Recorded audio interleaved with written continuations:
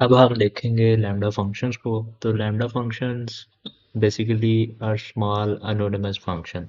Anonymous function का मतलब ये है कि इनका कोई नाम नहीं होता। और लैम्ब्डा फंक्शन का जो सिंटैक्स है वो क्या है कि आप लैम्ब्डा का एक कीवर्ड लिखते हो, उसके बाद आप पैरामीटर्स जितने मर्जी डिफाइन कर सकते हो, और उसके बाद कॉलन, और उसके बाद आप कोई एक्सप्रेशन या कोई अपनी लॉजिक लिखते हो, ठीक है। और लैम्ब्डा फंक्शन रिटर्न क्या करते हैं? तो lambda function actually return nothing, लेकिन असल में वो एक फंक्शन रिटर्न करते होते हैं। तो अगर मैं इसकी एक एग्जांपल देखूं, तो मैं लैम्ब्डा का कीवर्ड लिखता हूँ, उसके बाद मैं पैरामीटर्स लिख लेता हूँ एक्स कोमा वाई, और मैं कोलन लगा के एक्स प्लस वाई लिखता हूँ, ठीक है। और अब मैं इसे अगर रन करता हूँ तो जो बेसिकली रिटर्न चीज़ हुई है वो मेरे पास एक फंक्शन हुआ है, ठीक है। और ये जो चीज़ रिटर्न हुई है इसी को मैं किसी वेरिएबल में रिसीव करूँगा, और फिर मैं इस वेरिएबल को यूज़ करते हुए लैम्ब्डा फंक्शन को यूज़ कर सकता हूँ, ठीक है।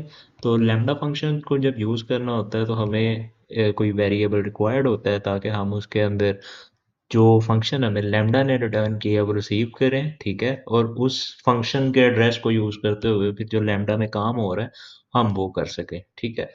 तो एक एग्जांपल और प्रोग्राम की करते हैं कि right code to pass a string into a lambda function and check if a is present in the string। तो हम एक लैम्ब्डा फंक्शन लिखेंगे जिसमें हम ये चेक करेंगे कि इसके अंदर ए एग्जिस्ट करता है कि नहीं। तो मैं सबसे पहले एक वेरिएबल ही बना लेता हूँ चेक ए के नाम से, ठीक है। और अब मैं लिखता हूँ जी लैम्ब्डा का कीवर्ड, और उसके अंदर अब मैं क्या करता हूँ कि बेसिकली एक पैरामीटर लिख लेता हूँ, उसके बाद मैं कोलन, ठीक है। और मैं चेक कर लेता हूँ कि क्या इसके अंदर ए एग्जिस्ट करता है कि नहीं। तो सिंपल सा हमने एक प्रोग्राम लिखा, तो अब इसमें हमें रिटर्न हो जाएगा फॉल्स या ट्रू। तो हेलो के अंदर ए एग्जिस्ट नहीं करता, इस वजह से जो आउटपुट हमारी आई वो फॉल्स आ गई। लेट्स से अब मैं लिखता हूँ जी ए डिस्कवरी लैब, अपने यूट्यूब चैनल का नाम इसमें, तो इसमें ए एग्जिस्ट करता है तो वो ट्रू या फॉल्स रिटर्न हो जाएगा, ठीक है। अच्छा जी, अब हम देख लेते हैं कि लैम्ब्डा फंक्शन के ज़रिए हम ये चेक कर सकते हैं जी कि ये जो हमारा नंबर है वो इवन है या ओड है, ठीक है। तो बड़ा आसान सा प्रोग्राम है ये भी। तो हमने लैम्ब्डा लिखा, उसके बाद हमने एक्स नाम से पैरामीटर बनाया, और हमने कहा जी कि अगर तो ये चीज़ ट्रू हो, x modulus by two is equal to zero, तो कोई भी नंबर टू से मॉड्यूल हो और उसका रिमाइंडर ज़ीरो आ जाए तो इवन प्रिंट हो जाए, एल्स ओड प्रिंट हो जाए, ठीक है। तो हमने ओड इवन फंक्शन को कॉल किया जो कि लैम्ब्डा फंक्शन है। बेसिकली ये एक वेरिएबल है, इसके अंदर लैम्ब्डा फंक्शन ने हमें जो फंक्शन भेजा है उसका एड्रेस पड़ा हुआ है, उसको यूज़ करते हुए हमने ये फंक्शनैलिटी अचीव की है। तो अब मैं इसको कॉल करता हूँ, तो ये हमारे पास ओड रिसीव हो गया। अच्छा, अगर लेट्स से कि आप ट्रू और फॉल्स में ही चेक करना चाहते हैं कि एक्स की जगह इवन इवन ओड ना आए, जैसे इसमें ओड आ गया, तो फिर किस तरह से लिखेंगे? तो मैं एक प्रोग्राम लिख लेता हूँ, इस इवन के नाम से मैं एक वेरिएबल बना लेता हूँ, ठीक है। और उसके बाद मैं लैम्डा लिखता हूँ, लैम्डा, ठीक है। उसके अंदर मैं एक पैरामीटर बना लेता हूँ, और उस पैरामीटर को मैं मॉड्यूल करता हूँ टू के साथ, इज इक्वल टू ज़ीरो, ठीक है। अगर तो मेरा रिमाइंडर ज़ीरो आ जाए तो ट्रू रिटर्न हो जाए, अदरवाइज फॉल्स रिटर्न हो जाए। तो अब क्या होगा कि मेरा प्रोग्राम चल जाएगा और अब हमें ट्रू और फॉल्स में रिजल्ट मिलेगा, ठीक है।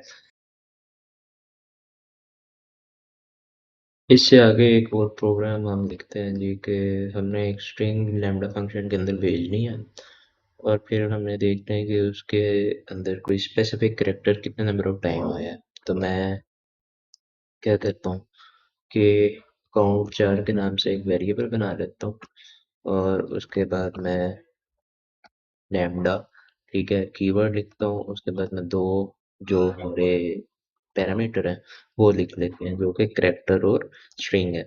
तो अब मैं क्या करता हूँ कि मैं स्ट्रिंग बेसिकली जो रिसीव हो रही है उसके अंदर एक फंक्शन होता है काउंट के नाम से, और काउंट करना किसको है, जो हमने स्पेसिफिक करेक्टर कितने नंबर ऑफ टाइम उसके अंदर आया हुआ है, ठीक है।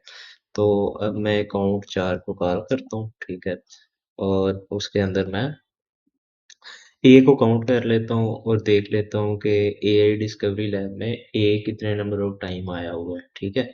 तो इसने मुझे 1 प्रिंट करवा दिया है। अब ए डिस्कवरी लैब के अंदर ए 2 दफ़ा आ रहा है, लेकिन हमने जो ए भेजा है वो स्मॉल केस में है, इस वजह से इसमें 1 प्रिंट करवाया है। फॉर एग्ज़ाम्पल अगर मैं डिस्कवरी के अंदर ओ को रिपीट कर लेता हूँ और यहाँ पे मैं ओ भेज देता हूँ, तो अब इसका काउंट जो है ना वो 2 आएगा, ठीक है।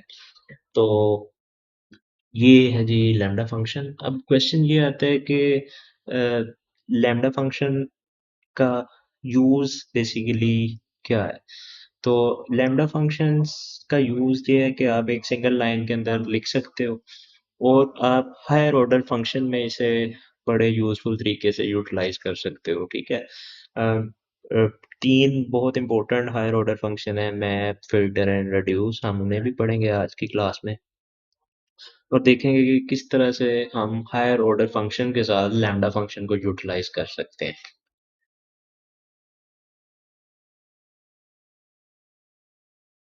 तो सबसे पहले देख लेते हैं कि हायर ऑर्डर फंक्शन होते क्या हैं। तो हायर ऑर्डर ऑर्डर फंक्शन ये होते हैं कि they can accept function as parameter, ठीक है, they can return a function as a result। तो वो पैरामीटर में एक फंक्शन को रिसीव भी कर लेते हैं, और वो फंक्शन जो है हायर ऑर्डर फंक्शन जो है वो एक फंक्शन को एज अ रिजल्ट के तौर पे रिटर्न भी कर सकते हैं, ठीक है। They can both take function as argument and return a function. तो वही बात है कि आप एक फंक्शन को एज अ आर्गुमेंट ले भी सकते हो, और एक फंक्शन को रिटर्न भी करवा सकते हो रिजल्ट के तौर पे, ठीक है। तो इसी बात को समझने के लिए मैं एक हायर ऑर्डर फंक्शन लिखता हूँ, ठीक है, हायर ऑर्डर फंक्शन। और जैसे हमने पढ़ा है कि हायर ऑर्डर फंक्शन एक फंक्शन रिसीव करता है, तो मैं इसके अंदर एक फंक्शन रिसीव करता हूँ और एक वैल्यू रिसीव कर लेता हूँ, ठीक है। और ये फंक्शन रिटर्न कर सकता है एक फंक्शन को, तो मैं एक फंक्शन कॉल करके, ठीक है, और जो भी चीज़ वो रिटर्न करता हुआ वो रिटर्न करवा लेंगे, ठीक है। अब मैं इस फंक्शन को लिखता हूँ हायर ऑर्डर, ठीक है, और इसके अंदर मैं अब पास क्या करता हूँ, ठीक है। तो इसके अंदर मैं भेजता हूँ जी लैम्ब्डा फंक्शन, ठीक है। तो लैम्ब्डा फंक्शन जो कि मेरा ये है, वो जाएगा इस फंक के पास, ठीक है। अब इस फंक वेरिएबल को मैं यूज करूंगा, ठीक है, और लैम्ब्डा फंक्शन को कॉल करूंगा, और ये जो 3 इस वैल्यू के अंदर रिसीव हुआ है उसको भेजूंगा, और 3 इंटू 2 आंसर हमारा 6 आएगा। तो वो 6 जो है वो मैं रिजल्ट के अंदर रिसीव कर लेता हूँ और उसको प्रिंट करवा देता हूँ, ठीक है। तो इस तरह से हम हायर ऑर्डर फंक्शन लिख सकते हैं। और अब मैं इसको करता हूँ जी रन। और अच्छा, एरर क्या है कि मैंने यहाँ पे कोलन नहीं लगाया हुआ, और अब मैं इसे दोबारा रन करता हूँ तो हमारा आंसर आ गया जी 6। तो उम्मीद है आपको हायर ऑर्डर फंक्शन की समझ आ गई होगी।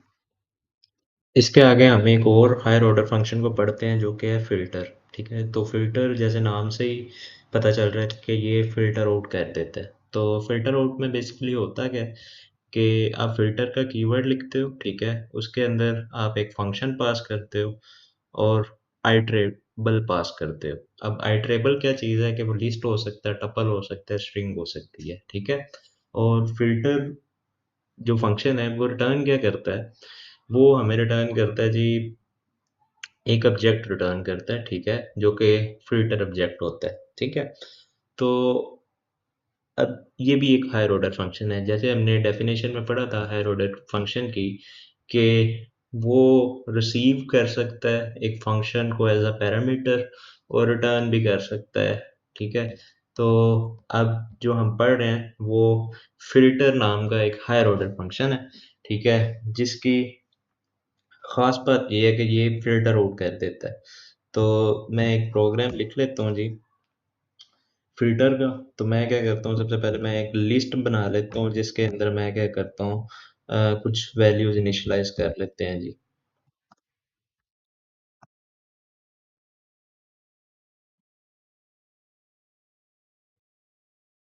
लिस्ट को इनिशियलाइज़ेशन करने के बाद मैं क्या करता हूँ कि मैं फ़िल्टर लिखता हूँ, ठीक है? और उसके बाद मैं उसके अंदर लैम्ब्डा फ़ंक्शन को यूटिलाइज़ करता हूँ और आइटरेबल जो कि हमारी लिस्ट है, वो पास कर देता हूँ।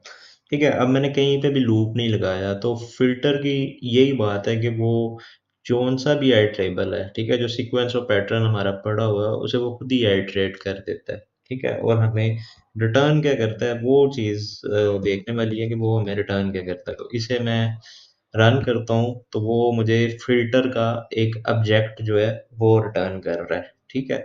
तो अब इसे मैंने अगर देखना है कि ये इस ऑब्जेक्ट के अंदर पड़ा क्या है, तो मुझे करनी पड़ेगी टाइप कास्टिंग, ठीक है? और वो टाइप कास्टिंग मैं लिस्ट के फॉर्म में कर लेता हूँ और अब मैं ए को प्रिंट करवा लेता हूँ। तो ए के अंदर वो तमाम एलिमेंट्स पड़े होंगे जो 10 से ग्रेटर देन होंगे, ठीक है? तो ये जो काम है, ये बेसिकली हमारे फ़िल्टर का काम है। एक और एग्ज़ाम्पल देख लेते हैं हायर ऑर्डर फंक्शन की जो कि फ़िल्टर की है और इसने करना क्या है कि हमें ये देख के बताना है कि इवन ऑड देख के बताने हैं बेसिकली कि जितने नंबर ऑफ इवन्स हैं बेसिकली उन्हें फ़िल्टर आउट कर देना है। तो वही आसान सी लॉजिक है, वही जैसे हमने लैम्ब्डा फ़ंक्शन आगे पढ़े हैं, उसी तरह इस तरह का हमने यहाँ पे एक फ़ंक्शन भी लिखा था इवन ऑड का, तो वही वाली लॉजिक हमने यहाँ पे यूज़ की है। तो अ, फ़िल्टर को हमने लिखा, ठीक है, फ़िल्टर के अंदर हमने लैम्ब्डा फ़ंक्शन भेजा और फिर हमने उसके अंदर लिस्ट भेजी, ठीक है? और हमने देख लिया कि जो-जो मॉडुलस बाय 0 होता जाएगा, वो चीज़ फ़िल्टर आउट कर देगा और हमें एट द एंड वो फ़िल्टर ऑब्जेक्ट रिटर्न करेगा, लेकिन हम उसकी टाइप कास्टिंग कर देंगे लिस्ट में, ठीक है? और ए में रिसीव कर देंगे। जब हम ए को प्रिंट करेंगे, तो हमें तमाम नंबर ऑफ इवन्स मिल जाएँगे। अच्छा, अगर हमने इसमें ओड देखने हो तो फिर क्या करेंगे? तो बहुत आसान सी चीज़ है, यहाँ पे हम लिख देंगे नॉट इज़ इक्वल टू।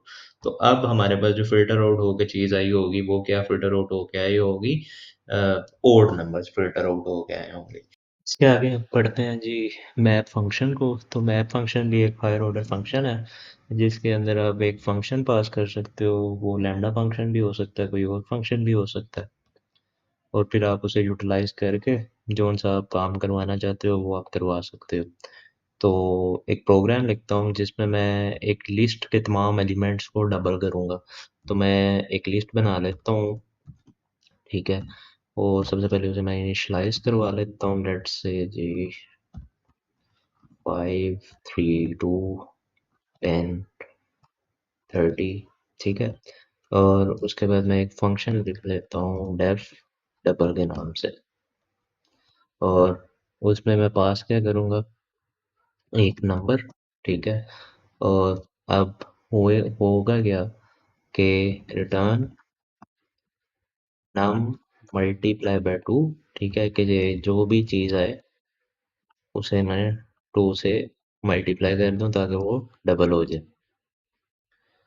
अब मैंने यूटिलाइज़ करना है मैप को, ठीक है? और उसके अंदर मैं पास करूँगा डबल नाम का फ़ंक्शन और अपना आइटरेबल, ठीक है? और मैप की ख़ास यही बात है कि वो एक-एक एलिमेंट को इसके अंदर भेजेगा, ठीक है? और वो उसे डबल करके रिटर्न करता जाएगा जो कि वो जो मैप का ऑब्जेक्ट है, उसमें अपेंड होता जाएगा और फिर हम वो पूरे ऑब्जेक्ट को लिस्ट में कन्वर्ट करके प्रिंट करवा देंगे। तो इसको एक दफ़ा रन करते हैं, तो मेरा जो एरर आया है वो क्या आया है जी कोलन का। तो हर चीज़ जो है वो डबल हो गई है। तो इसी चीज़ को अगर मैं पाइथन ट्यूटर पे विजुअलाइज़ करूँ, देखते हैं कि वो किस तरह होता है। वो ये मैंने विजुअलाइज़ेशन स्टार्ट की। अच्छा जी, ये मेरा ग्लोबल फ्रेम बना। ग्लोबल फ्रेम के अंदर एक लिस्ट है एल के नाम से और उसके अंदर ये तमाम एलिमेंट्स पड़े हुए हैं। फिर एक डबल नाम का फंक्शन है, हमने डबल नाम के फंक्शन को मैप के अंदर भेजा, ठीक है। तो अब 20 क्या है बेसिकली नम के अंदर, ठीक है। अब नम मल्टीप्लाई बाय 2 हुआ तो वो 40 रिटर्न हो गया, ठीक है। इसी तरह फिर अब आगे क्या होगा कि 10 जाएगा, 10 मल्टीप्लाई बाय 2 हुआ तो वो 20 रिटर्न होगा। तो वही बात है जो उनसे मैंने आगे की कि बार बार हर एलिमेंट को वो भेजता है, ठीक है, और वो मल्टीप्लाई बाय 2 कर देता है। तो यही अगर हम वैसे करते तो हमें एक लूप लगानी पड़नी थी लिस्ट के ऊपर और हर एलिमेंट को आइटरेट करके उस फंक्शन को बार बार कॉल करना था। लेकिन मैप से क्या हुआ कि उसने तमाम एलिमेंट्स को मैप के बगैर ये सारा काम कर दिया, ठीक है। और एंड पे हमने उसके ऑब्जेक्ट को वो रिटर्न करता है और उस ऑब्जेक्ट को हम लिस्ट में कन्वर्ट करते हैं और फिर ये तमाम वैल्यूज को हम देख लेते हैं कि क्या आई है। तो वो डबल हो चुकी वैल्यूज है वो प्रिंट उसने करवा दी है। ये हमारा कंसेप्ट था जी मैप का। उसके बाद आ जाता है रिड्यूस। तो रिड्यूस क्या करता है कि रिड्यूस काम को बेसिकली रिड्यूस कर देता है। आसान अल्फाज में अगर मैप में और इसके अंदर डिफरेंशिएट किया जाए तो वो एक एलिमेंट को ऑटो लूप कर देता है। तो ये इसके अंदर ये कैपेबिलिटी होती है कि ये दो एलिमेंट्स को ऑटो लूप कर देता है और उसके ऊपर आप लॉजिक लगा सकते हो। तो अगर मैं रिड्यूस का एक स्मॉल सा प्रोग्राम लिखूं तो मैं एक फंक्शन लिख लेता हूँ जी मल्टीप्लाई का, ठीक है। और उसके अंदर मैं दो चीज़ें भेज देता हूँ एक्स कोमा वाई, ठीक है। और ये पैरामीटर है और ये करते क्या है कि रिटर्न कर देते हैं एक्स इंटू वाई करके। अब मैंने क्या करना है कि मैंने रिड्यूस लिखना है। तो रिड्यूस का जो बेसिकली फंक्शन है हायर ऑर्डर फंक्शन है वो एक मॉड्यूल में पड़ा होता है जिसका नाम है फंक टूल्स, ठीक है। इस फंक टूल के अंदर पड़ा होता है। अब मैं एक लिस्ट बनाता हूँ, ठीक है। और रिड्यूस के अंदर मैं मल्टीप्लाई फंक्शन, ठीक है, भेजता हूँ और लिस्ट भेजता हूँ। अब ये करेगा क्या कि दो एलिमेंट्स को पकड़ेगा, ठीक है, वन और टू को पकड़ेगा, उसको मल्टीप्लाई करवाएगा, उसके आंसर को पकड़ेगा और उसको फिर नेक्स्ट टाइम भेजेगा। तो शुरू में जो एक्स और वाई में गया होगा वन और टू गया होगा, लेकिन अगली दफ़ा जो एक्स में चीज़ गई होगी वो इन दोनों का मल्टीप्लाई करने के बाद जो आंसर आया वो गया होगा। वन इंटू टू टू, तो एक्स में गया टू, ठीक है। और वाई में फिर नेक्स्ट टाइम गया होगा थ्री, तो टू इंटू थ्री सिक्स हुआ। तो सिक्स अगली दफ़ा जाएगा एक्स के अंदर और फोर जाएगा वाई के अंदर। तो सिक्स इंटू फोर क्या हुआ 24। तो फिर 24 जाएगा एक्स के अंदर और फाइव जाएगा वाई के अंदर। तो 24 को जब फाइव से मल्टीप्लाई करेंगे तो हमारा आंसर आ जाएगा 120, ठीक है। तो ये रिड्यूस जो है ये रिड्यूस का बेसिकली काम है। अच्छा एक और हम वो एक प्रैक्टिस प्रोग्राम कर लेते हैं जिसके अंदर हमने करना क्या है। तो करना हमने ये है इसके अंदर कि हमने एक लिस्ट बनानी है वर्ड की, ठीक है। वर्ड्स की लिस्ट बना ली है और उसके अंदर हमने डिफरेंट वर्ड स्टोर करवा लेने हैं। Let's say Apple, banana, Python और अपने यूट्यूब चैनल का नाम ए डिस्कवरी लैब रख लेते हैं। अब हमने ये देखना है कि सबसे जो बड़ा लफ्ज़ है वो कौन सा है। तो वो आसान है, कोई मुश्किल नहीं है। तो हमने प्लेस के अंदर भेजा लैम्डा फंक्शन, ठीक है। एक्स और वाई पैरामीटर है उस लैम्डा फंक्शन के, क्योंकि हमारा जो रिड्यूस फंक्शन है वो पेयर्स में काम करता है। खैर उस पेयर ड्राइवर में हम बाद में आगे पहले देखते हैं कि ये वर्क कैसे कर रहा है। तो अगर the length of x greater than the length of y से तो रिटर्न एक्स कर दो, ठीक है। एल्स रिटर्न वाई कर दो। और ये जो वर्ड है ये हमारी लिस्ट है। तो अब इसका ड्रायग्राम देख लेते हैं कि वो कैसे करनी। तो मैं यहाँ पे मल्टी लाइन कमेंट कर लेता हूँ, ठीक है। और एक्स के अंदर शुरू में हमारे पास पड़ा होगा एप्पल, ठीक है। और वाई के अंदर हमारे पास क्या पड़ा होगा जी। अब एप्पल की जो लेंथ है वो है 5, तो जो बनाना की जो लेंथ है वो है 6। तो यहाँ पे बनाना की जो लेंथ है वो ग्रेटर है एक्स की लेंथ से, मतलब एप्पल की लेंथ से। तो यहाँ पे जो एक्स है वो अपडेट हो जाएगा, और हमारे पास एक्स अब बनाना बैठ है। वाई में हम पाइथन पढ़ा होगा, तो बनाना की लेंथ 6 है, ठीक है, और पाइथन की लेंथ भी 6 है। तो अब दोनों की लेंथ जब बराबर हो गया, ना ये कंडीशन तो वो होगी ना फॉल्स होगी, लेकिन एक्स जो है वो हमारा अपडेट हो जाएगा, और एक्स में आ जाएगा पाइथन, और वाई के अंदर पड़ा होगा एओ डिस्कवरी लैब। तो अब यहाँ पे जो एओ डिस्कवरी लैब है उसकी लेंथ है 14, ठीक है, और यही जो हमारा वर्ल्ड है इसी के अंदर सबसे ज्यादा करेक्टर है। तो आखिर में जो हमारा ये लैम्बडा फंक्शन है, ये वाई को रिटर्न कर देगा इसके अंदर ए डिस्कवरी लैब पड़ा होगा, ठीक है। तो इस तरह से ये सारा रिड्यूस का फंक्शन काम करता है। अच्छा, एक चीज मैं बताना भूल गया था इनिशियलाइजर की। तो इनिशियलाइजर के बारे में बताने के लिए इस एग्जांपल में देख लेते हैं। तो इसमें क्या था कि हमने रिड्यूस को कॉल किया था, ठीक है, और इन तमाम नंबर्स को मल्टीप्लाई करवाया था। इनिशियलाइजर में ये चीज होती है कि जिस नंबर से आप इनिशियलाइज करते हो वो सबसे पहले यूज होता है। तो 10 और 1 यूज होगा, वो हो जाएगा 10, 10 1 are 10, ठीक है। और वो हो जाएगा एक्स के अंदर जो रिजल्टेंट होगा, 10 और 1 को मल्टीप्लाई करने से जो रिजल्ट आएगा वो जाएगा एक्स के अंदर। फिर जो अगला एलिमेंट 2 है वो जाएगा वाई के अंदर। तो फिर 10 2 are 20, ठीक है, और फिर वो 20 जाएगा एक्स के अंदर और 3 जाएगा वाई के अंदर, तो 23 are 60। तो इस तरह से इनिशियलाइजर के साथ क्या होता है कि आप कोई वैल्यू से इनिशियलाइज कर देते हो और वो आपके रेडियोस के अंदर यूज हो जाती है, ठीक है। तो होपफुली आपको आज के लेक्चर की हायर ऑर्डर फंक्शन की मैथ रेडियोस फिल्टर्स की समझ आएगी।